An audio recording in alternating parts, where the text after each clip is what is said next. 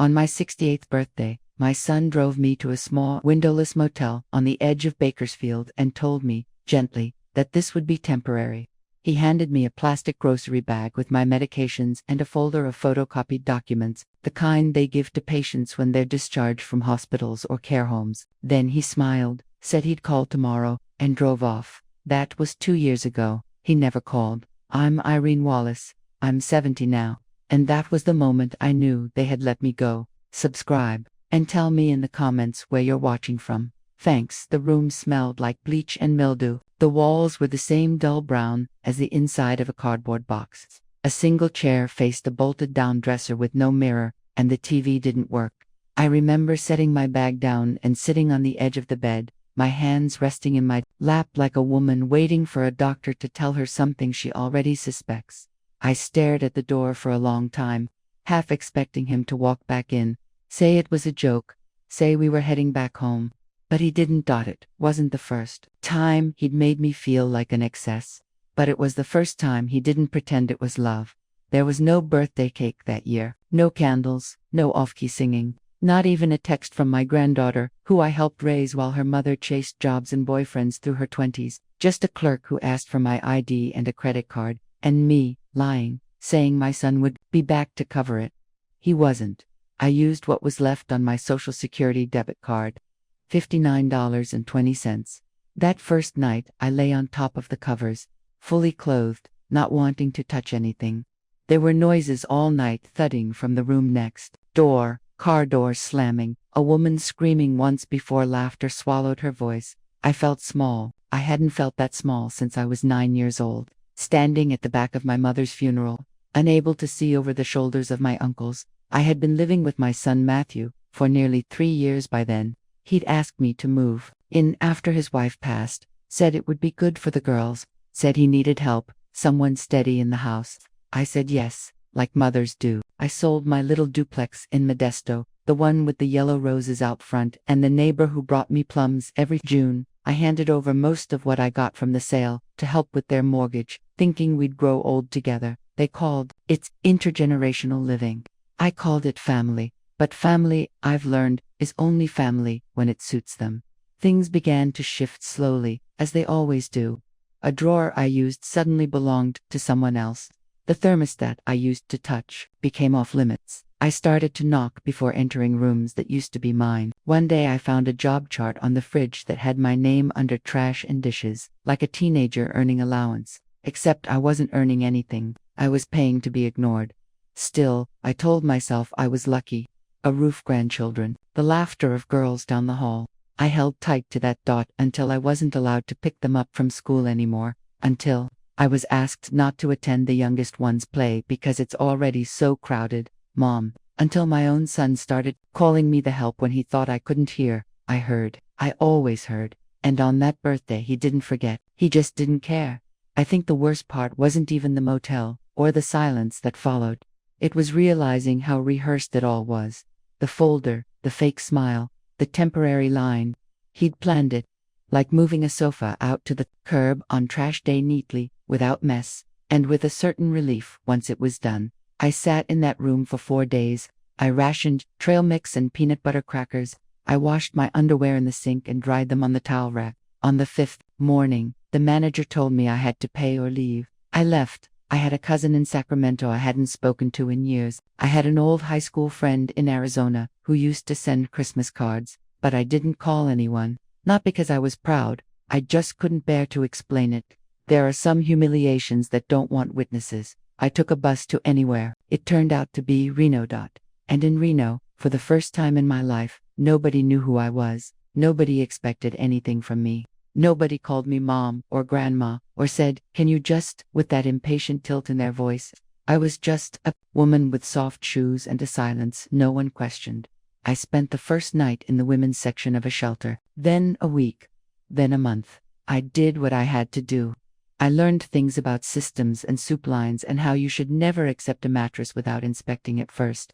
I learned how to keep a toothbrush clean without a case. I learned how quickly a person's name disappears when no one uses it.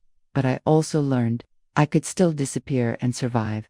I began to write my name in notebooks, not because anyone else would say it, but so I wouldn't forget how it looked. Irene Wallace, 70. Still here. There's more. A lot more.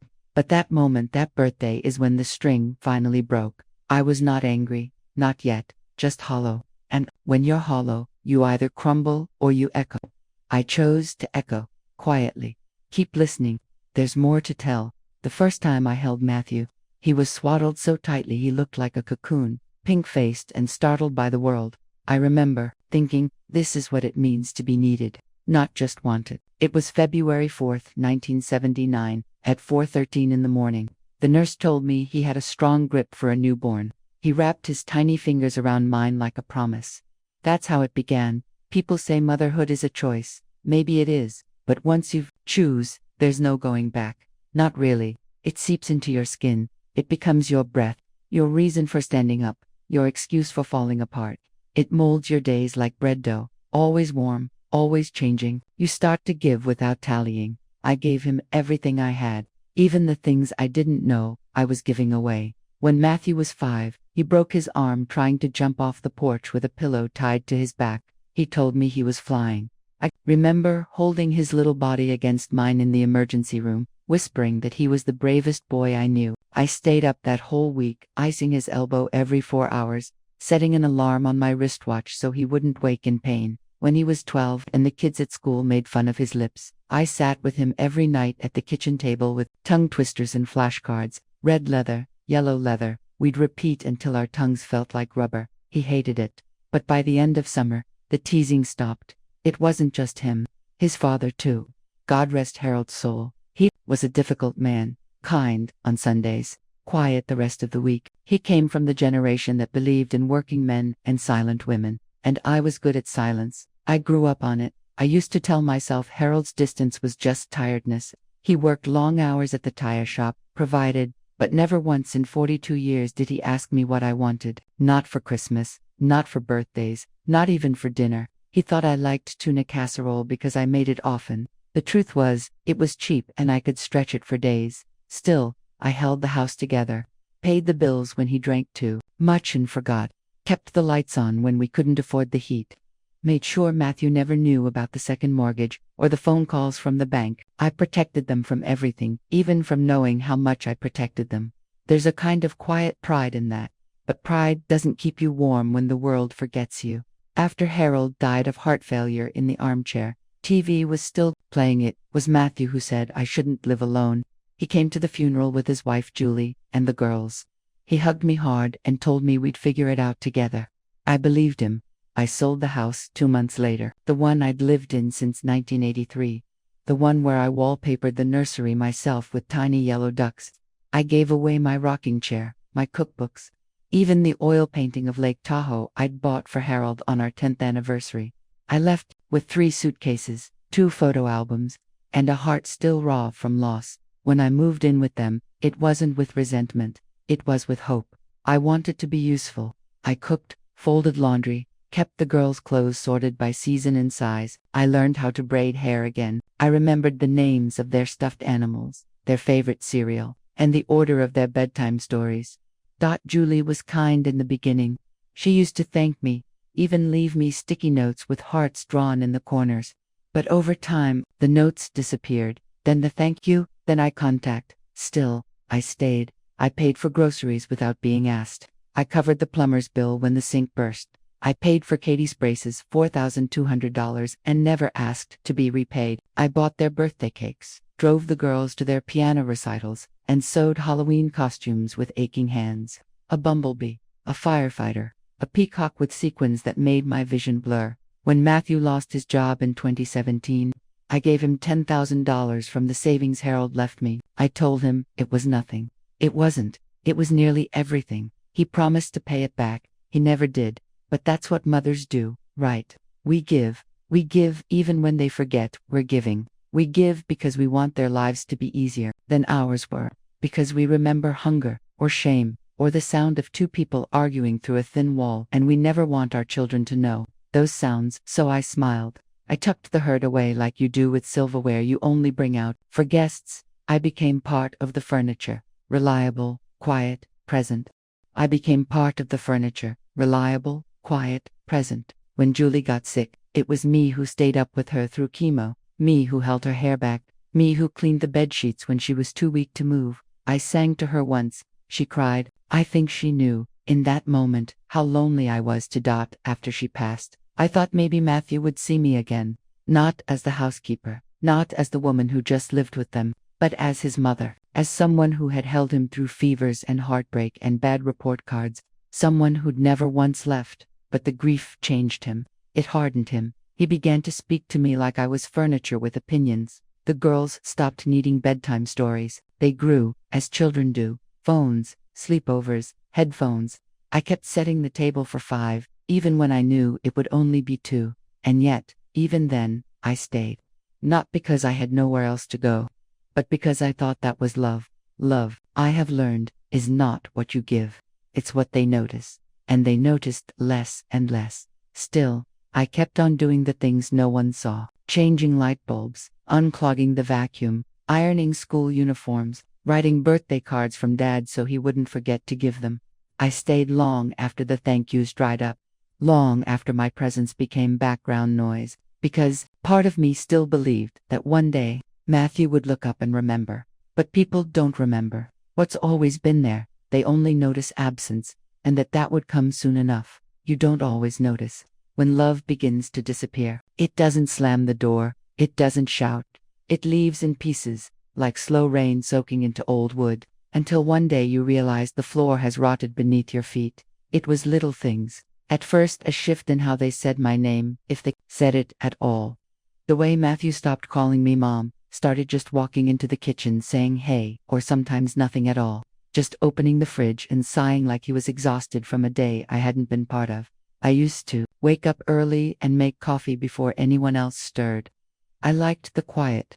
The way the light crept in through the blinds. I'd sit at the kitchen table with the local paper, flipping the pages slowly, circling recipes I might try, or notices for church events I'd never attend. Then one day, I came down to find a new coffee maker, one of those single-pod machines, with buttons and lights and noises I didn't understand. My mug was gone, replaced by paper cups with lids. No one said anything about it. Just different. Julie's absence echoed through the house in ways no one wanted to name. The girls grew quiet in their own ways. Headphones, shut doors, forgotten chores. I'd knock gently, leave folded laundry on their beds, and try to keep a softness in the air. But grief hardens a home. And I wasn't what they wanted to soften it. I became careful not to take up space, careful not to speak too much. I learned the rhythm of their days and made sure I moved around them like a shadow.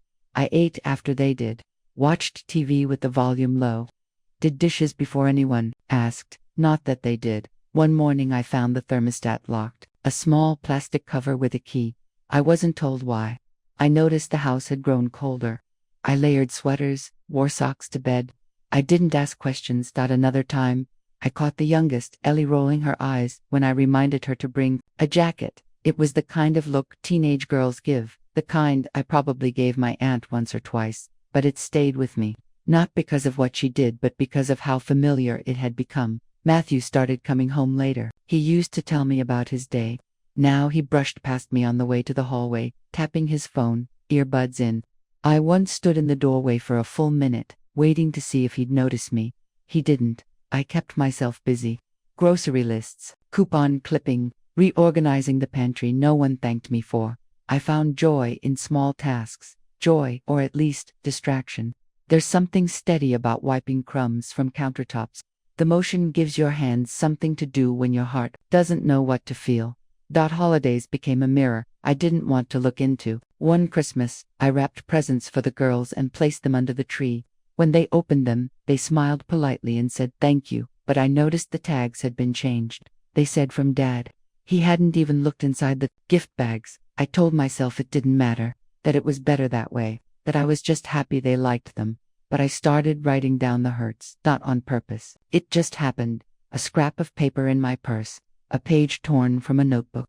I'd write a date, a moment, a sentence that stung. I didn't even mean to keep them, but I did. July 14th, can you just not talk right now? September 3rd, left. Dinner out. No one came downstairs. Threw it away after 2 hours. November 22nd, they went to see a movie. Didn't invite me. March 8th. You wouldn't understand. I did. April 19th. I coughed through the night. No one asked if I was okay. Each one small, forgettable, maybe, but like tiny cuts on the same finger, they began to ache. One day I overheard Matthew on the phone in the garage. I wasn't snooping. I was looking for the ladder. But I heard him say it. Yeah, it's like she's always around. Like a piece of furniture. Just there. A piece of furniture. I sat in the backyard after that, on the edge of the old planter box I'd helped Julie build when she still had strength in her arms. I looked at my hands, the veins, the soft folds, the places arthritis had begun to claim, and I wondered how I had become invisible, how a woman who had once been the center of a boy's universe could vanish so completely, right in front of him. But I said nothing. That's the thing about 100 quiet hurts, they teach you how to be quieter still. I began to go on walks, just short ones, around the block. I liked the feeling of movement, of being outside the walls that no longer knew my name. I'd smile at the mailman, pet neighborhood dogs, watch clouds shift. Sometimes I didn't want to go back. I'd stand at the corner by the big elm tree and imagine a different life, one where I lived in a small apartment with mismatched curtains, where I watered plants and listened to the radio, and drank tea whenever I pleased, where no one looked through me, but imagining only gets you so far. Back at the house, I'd return to the silence, to the dishes already in the sink, to the girls' laughter upstairs that wasn't meant for me, to the calendar on the fridge that never had my name on it. My birthday came and went that year without a word, not a card, not a candle, not even a grocery store cake. I sat in the laundry room folding towels and whispering, "Happy birthday" to myself like a woman practicing grief. And still, I stayed, because leaving felt like a kind of death. And I didn't know if I'd survive another one. I thought maybe, just maybe, they'd come around. But what I didn't know then was that the line, the one they would eventually cross, had already been drawn. It was only a matter of time before they stepped over it. There's always a final moment, a line that, once crossed, can't be walked back. You might not recognize it at first. It might come dressed as routine, wrapped in silence, spoken in plain words, but once it happens, you feel it settle into your bones like a season that won't turn for me. That moment came on a Wednesday in late October. The air was dry and sharp, the way it gets before the clocks change. The house had grown quieter than usual. The girls were busy with their lives. Matthew had been gone more, saying less when he returned. I'd been spending more time outside, tending to the potted herbs on the back patio, though most were dying by then. That morning, I made a batch of banana muffins, just the kind Julie used to love, with walnuts, cinnamon, and a little brown sugar on top. I left them on the counter with a note that said, "Thought this might brighten the morning. Love, Mom." I even folded the note into a small triangle, the way she used to for the girls' lunch boxes. By the evening, the plate was still there, untouched, the note gone, not moved. I told myself it didn't matter. Maybe they weren't hungry. Maybe Matthew had taken the note to read later. Maybe he still reads anything I wrote. But I knew better. Later that night, I was in my room, if you could call it that. It had once been the office, converted quickly when I moved in. The walls were beige, blank, a fold-out bed, a lamp without a shade. My suitcases still lived under the frame, like suitcases do when they know they'll be needed again. I was sorting through a stack of old bank envelopes, looking for the pharmacy receipt I'd misplaced, when I found something that didn't belong. A thick white envelope with my name printed neatly on the front. Irene Wallace, not handwritten. Typed. Inside were two things. The first was a letter. The second was a document from the county assessor's office. The letter was short, clinical. Dear Irene, after careful consideration of our family's current situation and needs, we have decided it would be best to explore assisted living options that can better support your long-term care and comfort. We are in the early stages of reviewing residences, and will keep you informed as plans develop. We understand this may come as a surprise. Please know this decision comes from a place of love and concern. With care, Matthew. No phone call, no conversation, just a pre-written letter, printed on paper, thicker than any apology. I stared at it for a long time, read it twice. Then I picked up the second document. It was a property title transfer, dated 3 months earlier. The house, the one I'd helped pay down, the one I'd sold my duplex to keep afloat, had been refinanced and I was no longer listed on the paperwork. In fact, I hadn't been for some time. There was a signature beside my printed name, Irene Wallace, but it wasn't mine. I know my handwriting. I know the slow slope of my R, the way I looped the W like a ribbon. This was not that. It was tight, hurried, and unfamiliar. They hadn't even tried to mimic it well. I sat there, stunned. Not furious, not even sad at first. Just still, as if my body were trying to protect me from the weight of what I was reading, like it needed time to catch up to the betrayal. I went to the kitchen. The muffins were gone. The plate was washed and dried in the rack, as if they'd never been there at all. I didn't sleep that night. I lay on the narrow bed, the letter open beside me, and tried to trace the moment it all shifted. When did I become something to be managed? When had I stopped being a person with a voice, with memories, with legal rights? I thought of all the things I'd signed over the years, small things, permission slips, co-signing a loan, helping Matthew get through a rough patch after Julie passed. Maybe that was when they learned it was easy, that I didn't ask questions, that my trust was something they could move through like air. But this was something else. This was erased, not just from a home, but from a life. I remembered a phrase Julie once used, before she got sick. She'd been talking about some friend from work who got cut out of her father's will. She'd said, "It's like she died while still breathing." That's what I felt like I'd died and no one had the decency to tell me. The next morning, I didn't say anything. I made the coffee. I folded the dish towels. I even took out the trash. I watched Matthew pass by me in the hallway, phone in hand, and I smiled at him. He didn't see it. He never asked about the envelope, never mentioned the letter. Maybe he thought I'd accept it. Maybe he thought I'd already read it and moved on. But something shifted in me that morning. A door that had always been slightly ajar, a door held open by decades of loyalty and habit, finally closed, not with anger, but with certainty. This wasn't temporary. This wasn't a misunderstanding. This was a decision. They had decided I was a burden, a liability, a thing to be relocated, repackaged, removed. The kindest language in the world couldn't cover what had been done. So I moved in silence. I took the letter and the forged title copy and placed them in a new folder. I slid it beneath my bed, next to the notebooks I had filled with dates and slights and things I thought I'd forget. I called no one. Not yet. Not even the lawyer whose name I'd once jotted down on a napkin during an AARP seminar at the library. I simply waited. Not because I didn't know what to do, but because I wanted to do it on my terms. The silence between us deepened. I stopped setting extra places at dinner, stopped folding their laundry, stopped pretending I was still part of the plan, and still, they didn't notice. That's how sure they were of my silence, how confident they were that I would take it. But silence, I have learned, is not weakness, it is preparation, and mine had just begun. It didn't happen all at once. I didn't pack a bag or slam a door or scream into the hallway demanding answers. I didn't confront Matthew or leave the forged document on the kitchen table like a threat.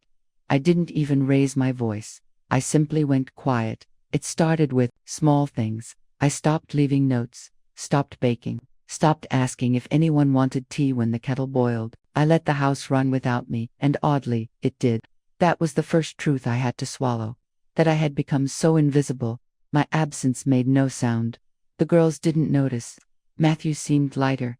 Even I think he thought the letter had done its job, that it had shut me down, made me docile, compliant. But what he didn't realize is that silence, real silence, is not surrender. It's a recalibration. It's the space in which a woman remembers who she was before she gave her life away. I started spending hours in the library. I told them I was just out for a walk, and no one asked where I went.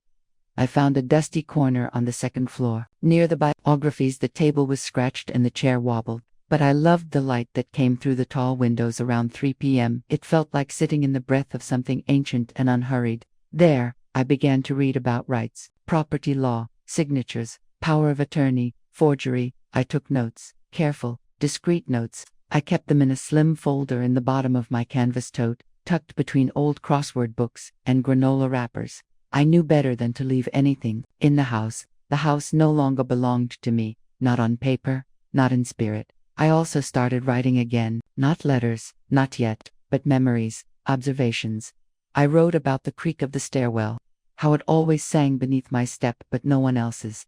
I wrote about Julie's garden gloves, still hanging behind the door, stiff now with time.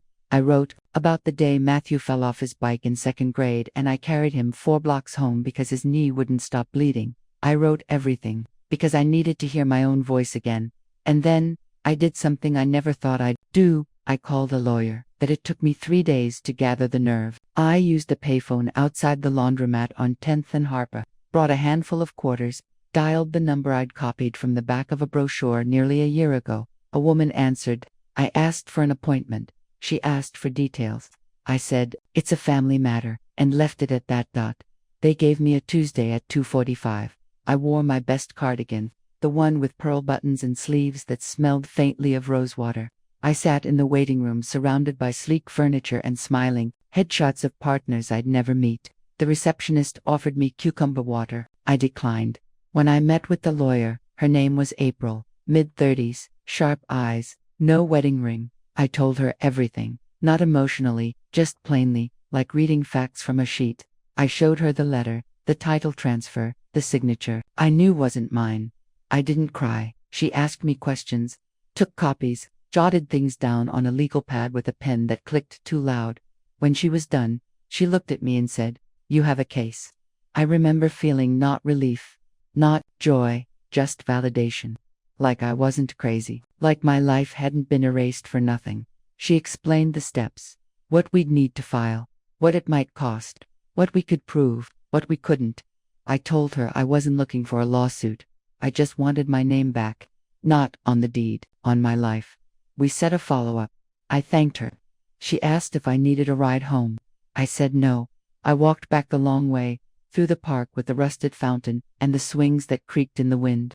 I sat for a while on the bench facing the trees and felt something loosen in my chest. Not happiness, but air dotted home. I said nothing. I let the days pass like pages turning in a book I no longer needed to read aloud. I stopped offering help. I stopped filling in their blanks. If the dishwasher wasn't emptied, it wasn't emptied. If a sock stayed on the stairs for 3 days, I stepped over it. If they asked where I'd been, I said out. I watched them adjust. I watched how easily the house forgot me. I noticed how the fridge became stocked with things I didn't eat. How the shows on the TV never had subtitles anymore.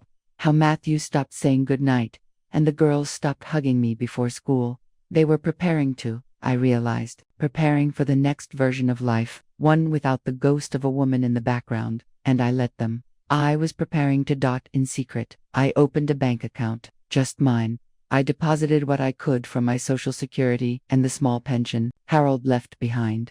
I started bringing my own groceries home in quiet brown bags and storing them in a little mini fridge I bought on sale. I stashed cans, crackers, and oatmeal, not because I thought I'd go hungry but because I needed to practice caring for myself again.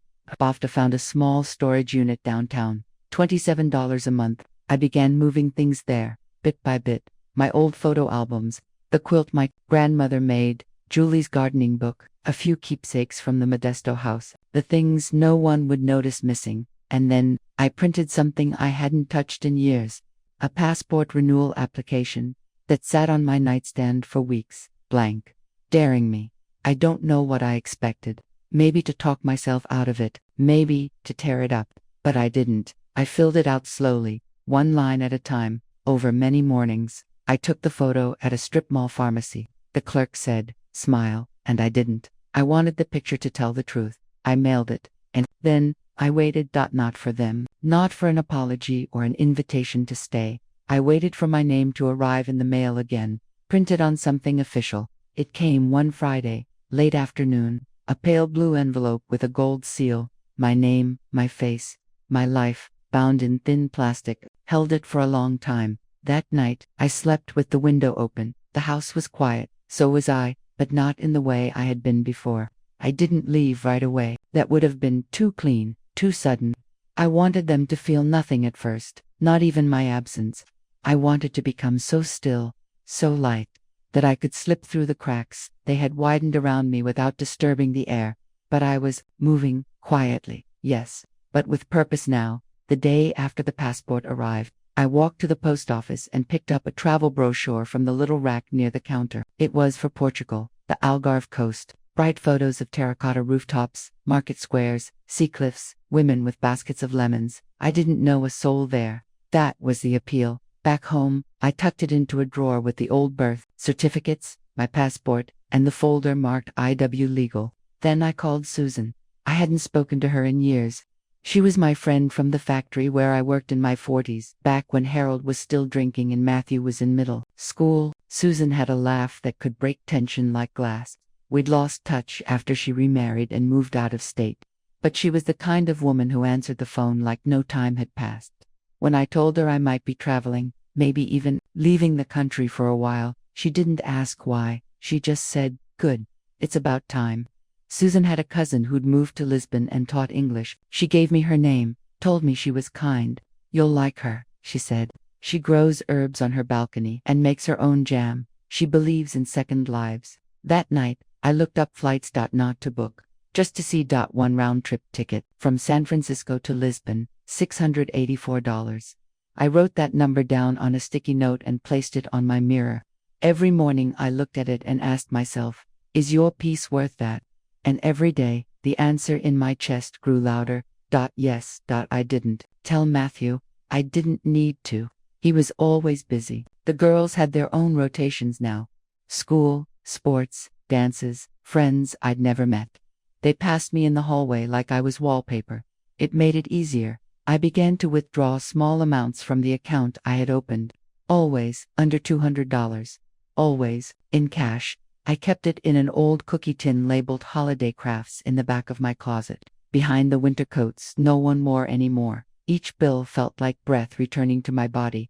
I also spent more time in the library, again, not just for law or silence, but for learning. I checked out books on Portugal, basic Portuguese phrases, currency conversion, and visas. I learned how to say I would like a room with a window and where is the nearest market. I practiced quietly, under my breath, in the back garden, when no one was home. One day I stumbled on a memoir by a woman in her 70s who had moved abroad alone. Her children had forgotten her too. She wrote about walking cobbled streets, about olives and slow mornings, about building a life that didn't require permission. It wasn't bravery she wrote about. It was clear. That's what I wanted now, not to be bold, but to be clear. My last piece of preparation came in the form of a small, black notebook. I wrote down everything I wanted to remember. Passwords, account numbers, addresses of people I might one day need. I wrote down my favorite memories, too. Not for anyone else, just for me. The smell of Matthew's scalp when he was a baby. Julie's laugh echoing down the hall. The way the Modesto house creaked when the wind picked up. Things no one else knew. Things that belonged to me. I also wrote a list of what I would not miss. The cold silence of the breakfast table. The locked thermostat. The way Matthew avoided my eyes when I passed him in the hallway. The feeling that I was always in someone's way. I wrote it all. And when I finished, I placed the notebook beside my passport and folded the travel brochure on top. The folder was ready. The morning I left, it rained. I remember watching it hit the pavement from the front porch while holding a mug of weak coffee. I hadn't told anyone I was going. There was no note. No big gesture. I packed one suitcase and my tote bag. I called for a rideshare just after sunrise. When I knew the house would still be sleeping. My flight was at 11:30 a.m. I had a layover in Toronto, then a long red-eye across the Atlantic. I didn't sleep. I watched the tiny screen in front of me track the plane's movement, inch by inch, over an ocean I had never seen.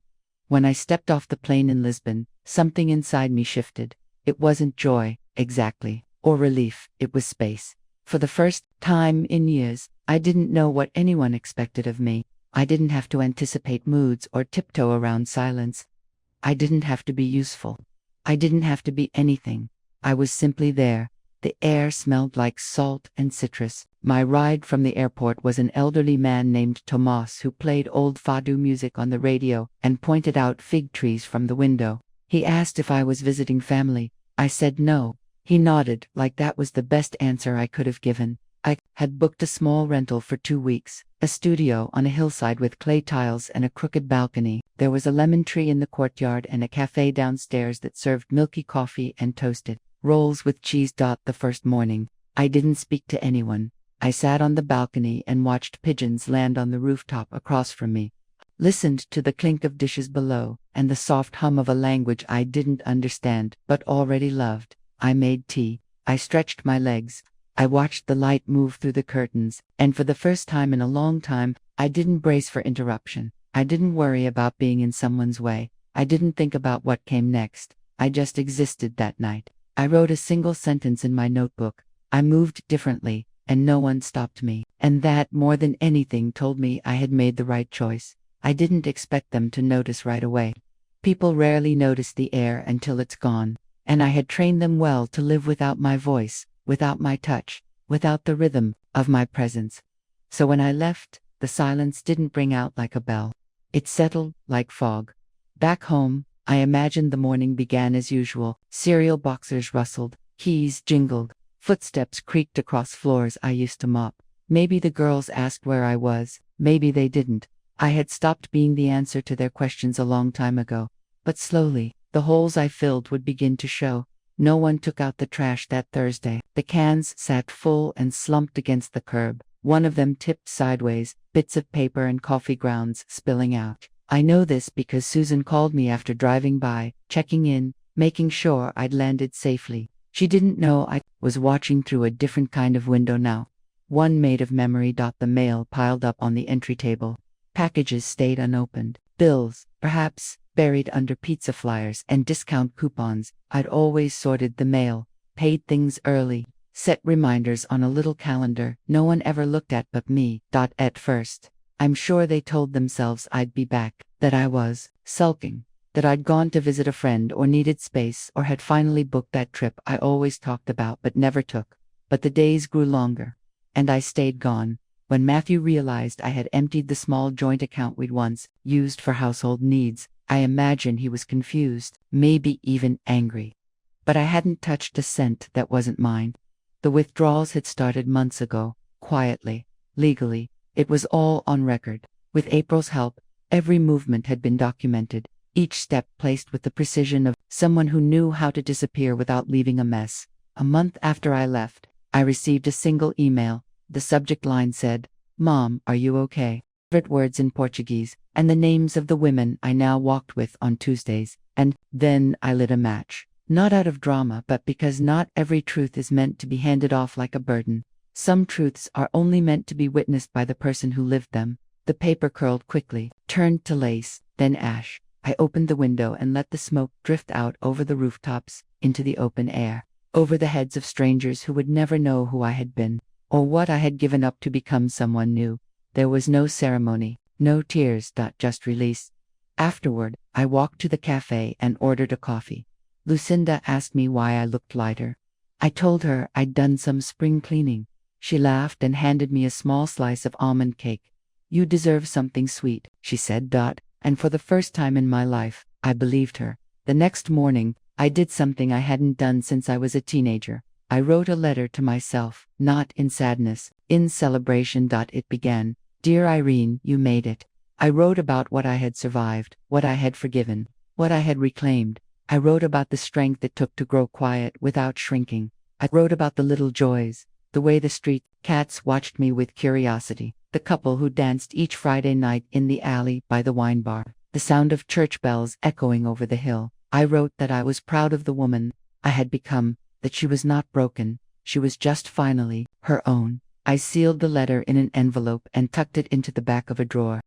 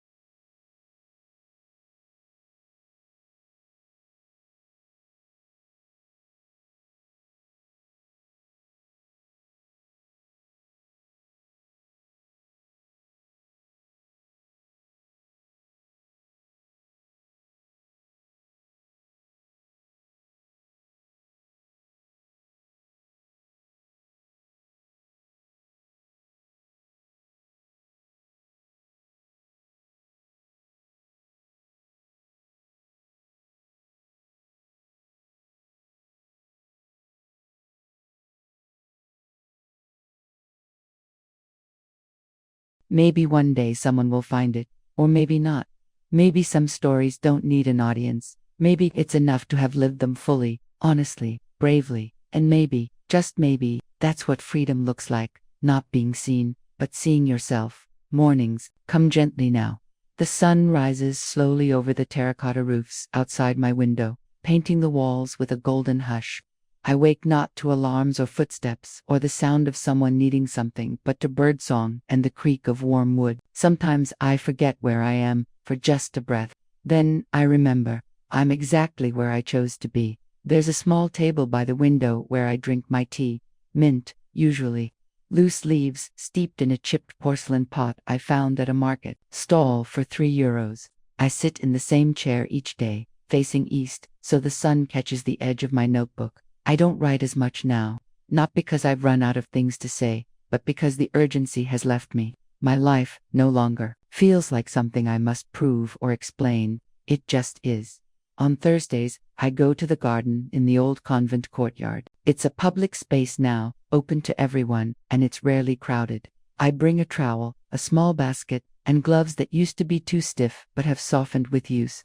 I tend to a few pots of rosemary, sage, and a tomato plant that refuses to grow tall, but gives me one perfect fruit every few weeks. That's enough. Sometimes people join me. A man who hums as he waters. A woman who brings her granddaughter to feed the pigeons. We don't talk much. We nod. We smile. That's enough. To dot in the evenings. I walk. There's a path along the hillside that overlooks the city. You can see the river stretching out like silver ribbon. Lights flickering along the shore. I walk slowly, always at the same pace, hands tucked into my sleeves, listening to the sounds of a place that asks nothing of me. Every now and then, a memory will surface uninvited, but not unwelcome. Matthew's voice, calling down the hall when he was a boy. Julie's soft humming in the kitchen, while the girls colored at the table. The way the house smelled of cinnamon in December. I let those memories pass through me like wind through a curtain. I don't hold on. I don't chase them away. I just let them be. Sometimes I imagine what they might think if they saw me now. Would they recognize me? Would they understand that I didn't leave because I stopped loving them, but because I started loving myself? Would they see the difference between abandonment and liberation? I don't know, and I no longer need to. There's a woman I've come to know here whose name is Marina, 72, wears scarves even in summer, and believes that lavender keeps bad spirits out of the house. We sit together at the cafe sometimes, sipping coffee and saying very little. Once, she looked at me and said, "You have quiet strength." I smiled, but didn't answer. It felt true. It wasn't always that way. There was a time I mistook quiet for weakness, for invisibility, but I see it differently now. Silence can be a boundary. Stillness can be survival. Solitude is not the same as loneliness. Some days, I read books I choose for no reason but the cover, poems in translation, history, occasionally, cookbooks, though I rarely follow the recipes. I like to improvise now. No timers, no measurements, just instinct. I eat when I'm hungry. I sleep when I'm tired. I don't wait for anyone else's rhythm to guide mine. There's a simplicity in that. I never thought I'd earn. I used to think a life had to be full of voices to have meaning, that love meant presence, and presence meant proximity. But now I know better. A life can be rich in silence. A day can be full, even when shared with no one. Love can live quietly inside you, not seeking proof, not demanding praise. Sometimes, I light a candle for Julie. Not because she asked for it, but because I still carry her softness. She was the only one who ever looked at me like she saw the tiredness in my smile.